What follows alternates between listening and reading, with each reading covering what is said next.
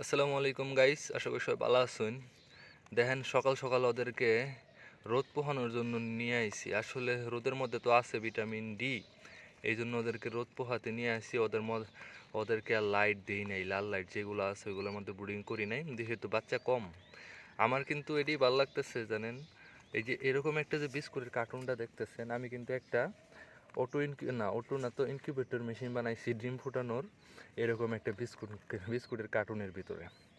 আর ওই বিস্কুটের কার্টুন থেকেই দেখেন তিনটা হইলো জাপানিজ কোয়েল সাদা, আর এখানে আছে হইলো চারটা কিং কোয়েল আর কি। এই দেখেন কত সুন্দর দেখা যাইতেছে।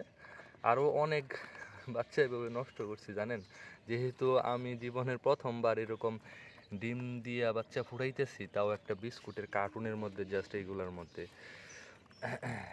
অনেকগুলা বাচ্চার ডিম ভাঙছি, ভাঙে ভিতরে দেখছি যে বাচ্চা ভিতরে হয়ে গেছিল, বাট বাচ্চাগুলো পরে মারা যায় যেহেতু আমি ডিমগুলো ভেঙে ফেলছিলাম। যাই হোক, শেষ পর্যন্ত যেহেতু জীবনের প্রথমবার নিজের হাতে বিস্কুটের কার্টুনের ভিতরে ইনকিউবেটর মেশিন বানিয়ে বাচ্চা ডিম দিয়ে বাচ্চা ফুটাইছি, এটাই অনেক বেশি, এটা একটা আমার অভিজ্ঞতা হয়েছে। এই জন্য আর কি আমার মূলত এটা করা। সবাই দোয়া করবেন। এখন ওই শেষ পর্যন্ত এগুলো আছে, কিন্তু ওদের মনে হচ্ছে ওরা ওই যে দেখেন যে কালো বাচ্চাগুলা, এইগুলা কিন্তু একদিনের বাচ্চা। ওরা একদম একেবারে রোদের মধ্যে আসার জন্য একদম পাগল হয়ে গেছে। আর ওইটা কিছুদিন আগে ফুটছিল, দেখেন ওটার একদম লোম টোম সব হয়ে গেছে। ওইটা একটা সাদা, আর একটা আছে ওই যে কিং কোয়েল, এইটা হয়েছিল একসাথে আগে।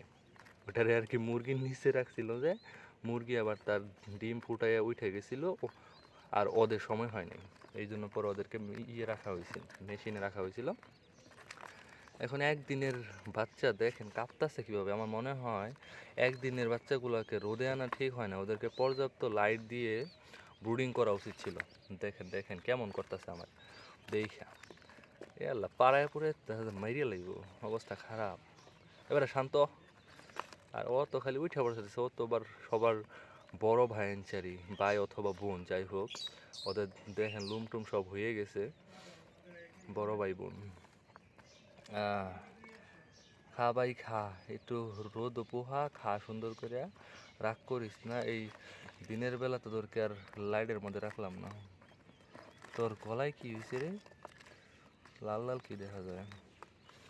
যাই হোক, এইভাবে বাচ্চা ফুটাইলাম, এখন আর লাইট দিয়ে দিনের বেলা রাখলাম না। ওদেরকে আর কি সূর্যের ভিটামিন ডি দিয়ে রাখতেছে। কি লাভ দিল বাবা রে বাবা, তোর দাদা পাংখা হয়ে গেছে, তোর আটকে রাখা সারা গতি নাই, তারা আটকে রাখতে হইব বুঝছি। দাঁড়াও, একটু সময় দাও, এরপরে আটকাইবো, চিন্তা করো না।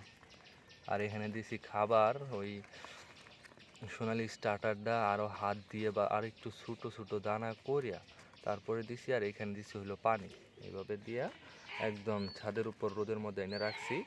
একদম বিকাল পর্যন্ত ওরা এখানেই থাকবে, আর কোনো জায়গা নাই ওদের। তোমরা এখানে একটু রোদের সাথে প্রকৃতির সাথে মানিয়ে নাও, ঠিক আছে? তো এটা তোমাদের সকালের নাস্তা দিছি। ওকে, বাই, টাটা।